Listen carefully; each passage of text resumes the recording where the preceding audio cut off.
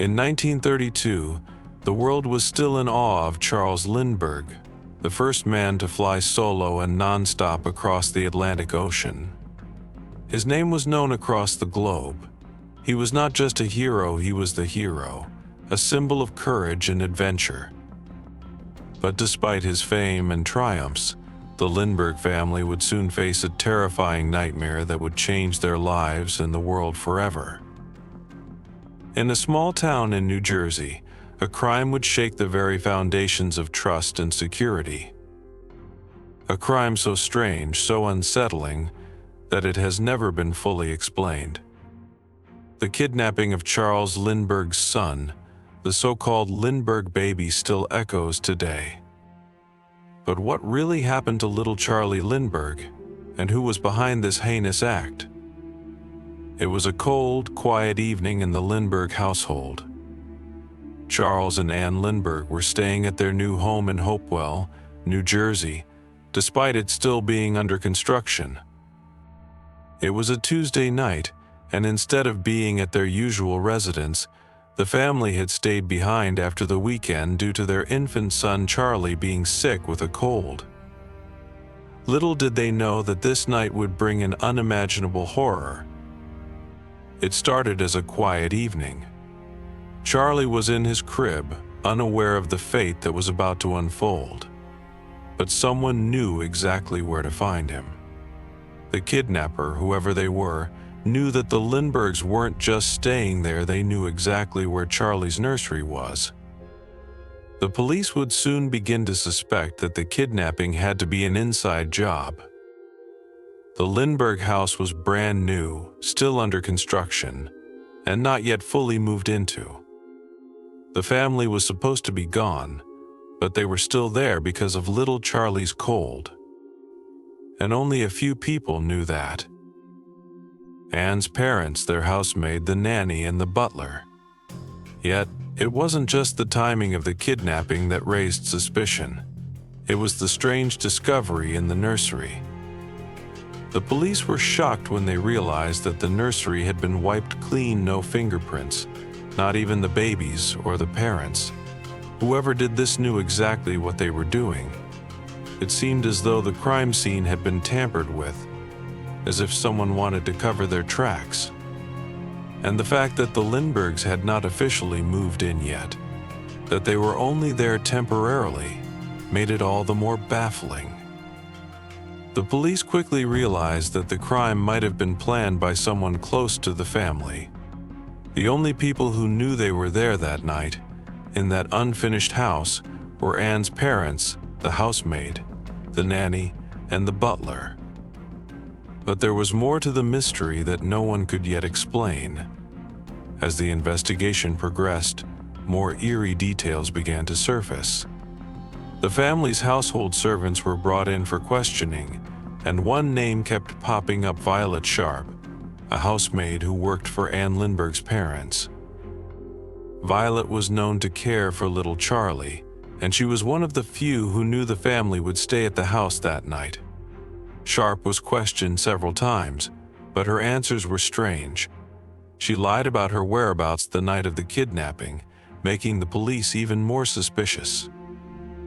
And then, just when they thought they might get more answers, Violet Sharp was found dead, poisoned by cyanide. The investigation took another dark turn, but it was just the beginning. It wasn't just Violet who seemed to meet a strange fate. The Lindbergh family's butler, Oliver Whatley, also became a suspect. Whatley was one of the people who had been inside the house that night. He, too, was questioned repeatedly. And then, just the following year, he suddenly died of peritonitis. As the investigation continued, police focused on the homemade ladder that had been used to kidnap little Charlie. Though it seemed poorly made, experts could tell that whoever had created it had some knowledge of carpentry. The ladder had been designed to be easily carried, expanding and retracting as needed.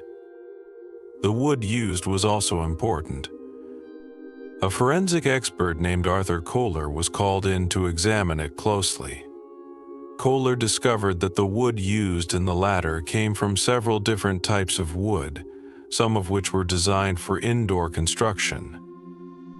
He tracked down where this wood came from, visiting wood factories and processing centers. His investigation eventually led him to a shocking discovery. The same type of wood was found in the attic of a man named Bruno Richard Hauptmann. Hauptmann was arrested, and during his trial, investigators found that he had been in possession of the ransom money. But even with this evidence, not everyone was convinced. Some claimed that the wood found in Hauptmann's attic had been planted there to frame him. The debate over his guilt continues to this day. In addition to the shocking physical evidence, there were even stranger clues that left investigators scratching their heads. For example, Charlie Lindbergh was often made to wear thumb guards, devices designed to stop children from sucking their thumbs. These guards were attached to a string, fastened to the crib.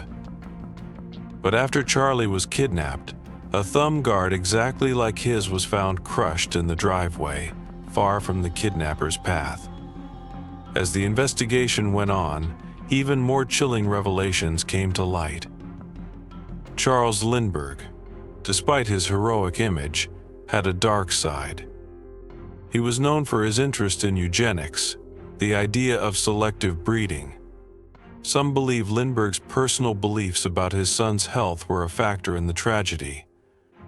Did he view Charlie's health problems as a flaw? Did he think the baby was less than perfect?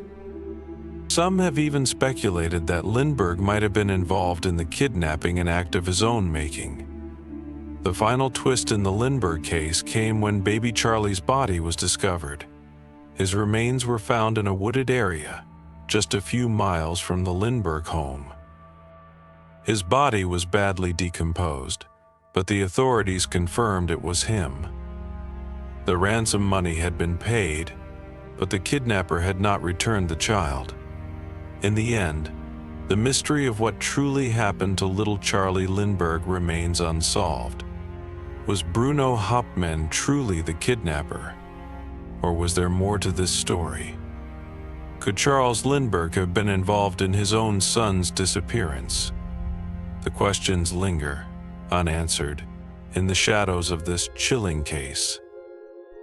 The Lindbergh baby kidnapping continues to captivate the minds of those who hear it, but the truth behind that fateful night may never be known, and so, the mystery of the Lindbergh baby remains one of the most haunting and unresolved stories in history. Though the questions still echo, the truth may never fully come to light. What do you believe really happened that fateful night? Let us know your thoughts. Thank you for joining us on this chilling journey. Until next time, stay curious and keep searching for the truth.